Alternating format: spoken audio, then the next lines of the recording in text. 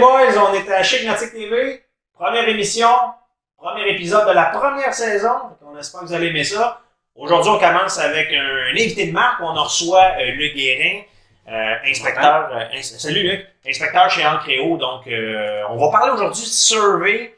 On va parler d'inspection de bateau. On a beaucoup de questions qui se posent là-dessus. Donc, je suis là pour questionner Luc aujourd'hui. En plus, on a un super concours.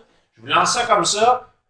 Pendant l'émission, vous allez voir un indice apparaître quelque part dans l'écran. Notez l'indice, c'est un seul mot. Vous allez l'inscrire en bas dans les commentaires quand vous l'avez vu.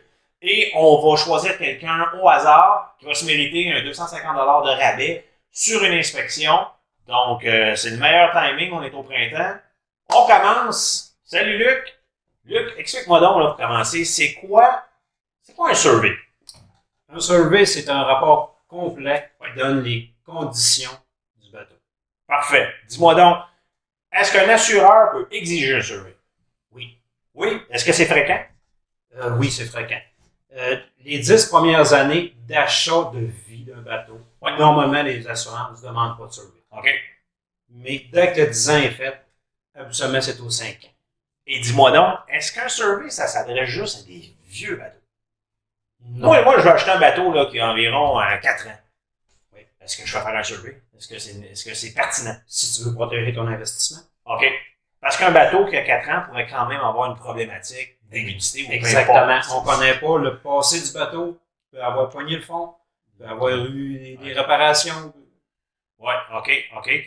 Parfait. Fait qu'on va y aller avec des questions un petit peu plus techniques en termes de survey. Premièrement, là, un survey, avant d'y aller même dans la technicalité, est-ce qu'un survey, ça s'applique seulement au niveau de la coque ou aussi à l'intérieur? Ça implique quoi aussi? C'est le bateau au complet. Mais la seule chose qu'on ne touche pas, c'est le moteur. OK. Le moteur, on laisse ça à un mécanicien certifié. Parfait. Donc, le survey va aussi s'appliquer plomberie, électricité. Exact. Tu vas faire le tour de ça, tu vas acheter un Exactement. l'état. Si le bateau est sur une remorque, on va prendre les numéros de série de la remorque. Tout va être sur le survey. OK, même l'état de la remorque. Oui. OK, c'est intéressant. Et dis-moi donc, quand on parle de survey, on va souvent parler, la première chose qu'on entend, c'est le taux d'humidité, Bon, premièrement, c'est quoi ça, le taux d'humidité? C'est l'humidité qui est rentrée Dans la coque. Dans la coque. Ouais. OK. Mais comment que ça rentre, l'humidité, dans une coque? Ça passe à travers le gel coat? Un bateau, c'est pas étanche. Effectivement, l'humidité passe au travers le gel coat et pénètre dans le fil de verre. OK. Que ce soit de l'extérieur ou de l'intérieur. Est-ce qu'un bateau qui passe son été à l'eau, OK, est plus à risque d'avoir un taux d'humidité élevé qu'un bateau qui est toujours sorti de l'eau sur une remorque, par exemple, qui sèche dans une cour? Oui, c'est officiel. OK. La pression d'eau. OK. Intéressant. Maintenant, on entend souvent parler aussi de ce qui est relié à l'humidité. On va parler d'osmose. Bon, l'osmose, c'est quoi l'osmose? C'est scientifique, l'osmose? L'osmose, c'est un mauvais laminage de fibre de verre. Mm-hmm. Où ce qui reste des bulles de résine qui restent emprisonnées entre les couches de fibre de verre. OK. Et avec l'humidité qui pénètre à travers le gel coat et le fibre, fait une réaction chimique qui ressort à l'extérieur. Ces bulles d'air-là, qui sont dues à l'application de la résine, ou est-ce que ça peut arriver à n'importe quelle marque de bateau? N'importe quelle marque de bateau. Fait qu'il n'y a pas de cheap, pas de cheap, ça peut... Il y a des marques plus problématiques que d'autres. Oui, j'imagine. Mais j'ai vu dans n'importe quelle marque de bateau. OK. Et habituellement, ça prend une dizaine d'années à apparaître. OK, l'osmose, ça prend toujours quand même une dizaine d'années. Donc, on peut avoir un taux d'humidité élevé, mais sans nécessairement avoir une osmose immédiate. C'est ça. OK. Maintenant, si on va un petit peu plus loin, humidité, osmose, délamination. Oui. Qu'est-ce que la délamination? La délamination, c'est un taux d'humidité beaucoup trop élevé. Oui. Nos bateaux ici passent l'hiver à l'extérieur. Oui. Fait que, comme une bouteille d'eau que tu laisses dans ta voiture, c'est quoi qui se passe? Ça prend expansion. Ça prend expansion. La même chose pour un bateau. Fait que si je comprends bien, une coque, c'est faite un plywood à la base. Oui. Donc, le plywood est fait en couches minces, collées l'une sur l'autre. Exact. L'humidité qui s'infiltre à l'intérieur de ça finit par le froid. Faire gonfler. Faire gonfler. OK. Est-ce que la dénomination s'applique aussi à un bateau qui est au chaud, en Floride? Oui. À un taux d'humidité beaucoup trop élevé. Hein, on parle de 80-90%. Là, on parle que le bois tombe en décomposition, commence à pourrir. Ça fait que c'est plus une question d'expansion du gel. Non, c'est une question de surplus d'eau à travers les couches. Exactement. OK. Ça commence, donc vous voyez, même en Floride, ça se peut. Et le délaminage, pour trouver le délaminage, on fait le test au marteau. Oui, j'ai vu ça, le test au marteau. Ce qu'on appelle le test de résonance. Mais ça, le test de résonance, il faut une oreille aiguisée. C'est plus qu'on a d'expérience, plus qu'on... D'habitude, c'est ça. Oui. C'est ça, plus qu'on détecte facilement. Si on revient un petit peu, justement, on parle d'outillage autour d'humidité. On utilise un appareil? Oui, un détecteur Tramex, c'est l'outil que j'utilise lors de mes inspections. Donc ça te donne vraiment un aperçu là, en chiffre clair et net sur l'écran. De exactement. Est-ce qu'on prend le taux d'humidité à un seul endroit? On fait plusieurs spot checks en dessous du bateau. Mais on peut avoir des problèmes comme style des antifouling à base de cuivre qui vont aussi nous donner. Fait que dans ce cas-là, il faut reprendre nos lectures à l'intérieur pour confirmer de ce qu'on a pris à l'extérieur à l'intérieur. J'aimais ce que tu me dis tantôt au niveau des bateaux Chaparral. Qu'est-ce qu'ils ont de spécial au niveau eux autres, Chaparral et Régal ont certains types de bateaux. Ils mettent de la poussière d'alumine dans le gel coat. L'idée de ça, c'est quoi? C'est renforcer le gel coat, j'imagine? L'alumine, c'est de l'aluminium. Oui. Fait que c'est, pour nous, c'est comme si on mettait le détecteur sur une pièce de métal. OK, ça bloque le signal, si on veut. Exactement. À ce moment-là, tu peux faire des tests par l'intérieur? Oui. OK. J'imagine, parce que de toute façon, on a accès à plein d'endroits dans son bateau là, pour toucher le fond de la coque. Est-ce qu'il y a une section du bateau qui est plus propice à d'autres d'avoir un taux d'humidité élevé? La proue, je sais pas. C'est sûr que la faiblesse d'un bateau, on parle du tableau arrière.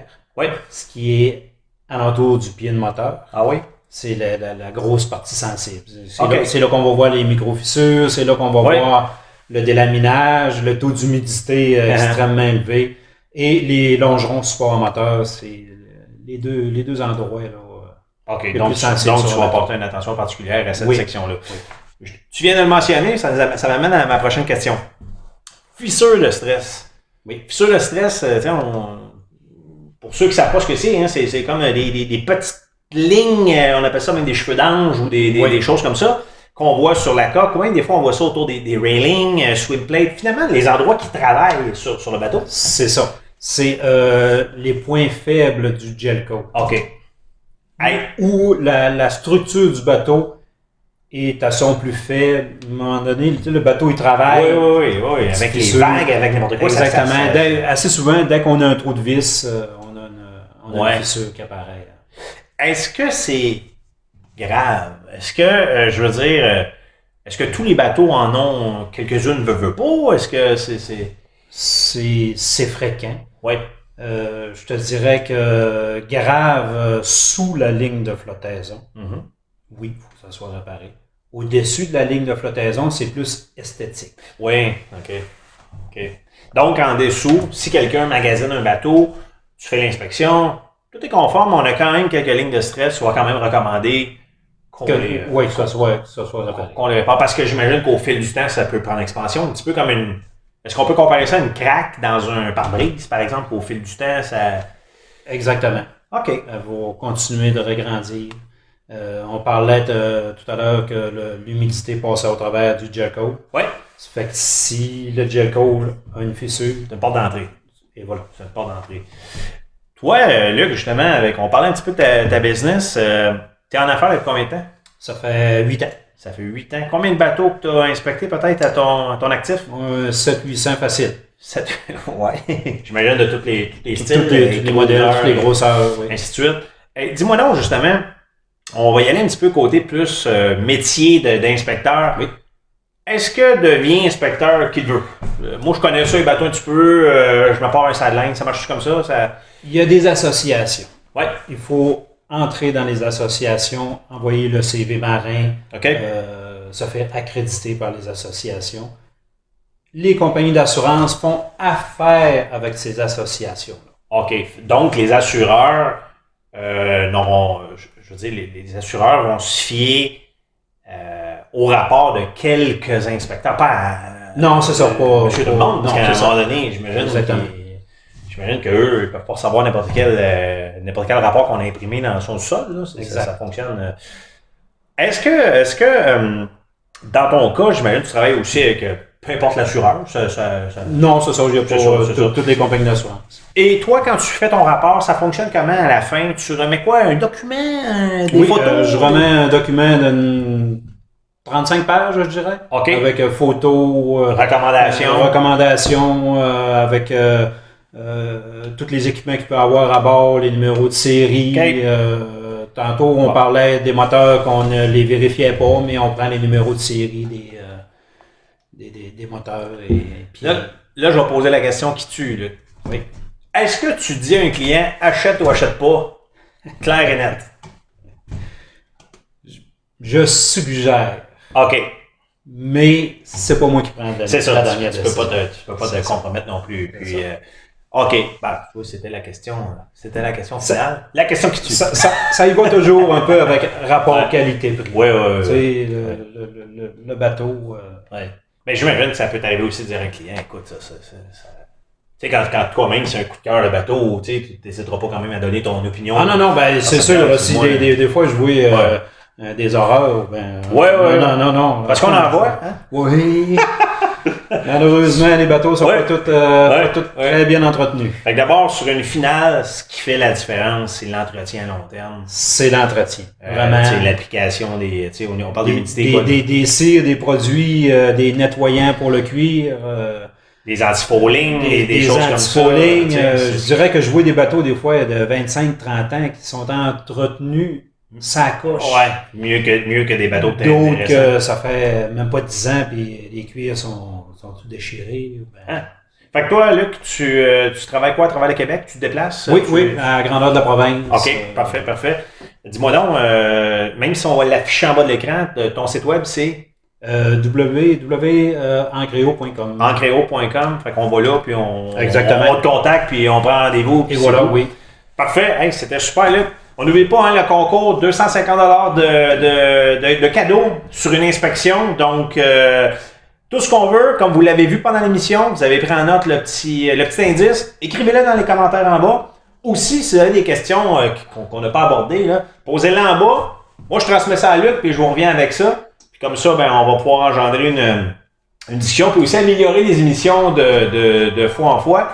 C'était super cool. On se revoit mardi prochain, la prochaine émission avec un autre invité. Ciao, bye! Merci Martin.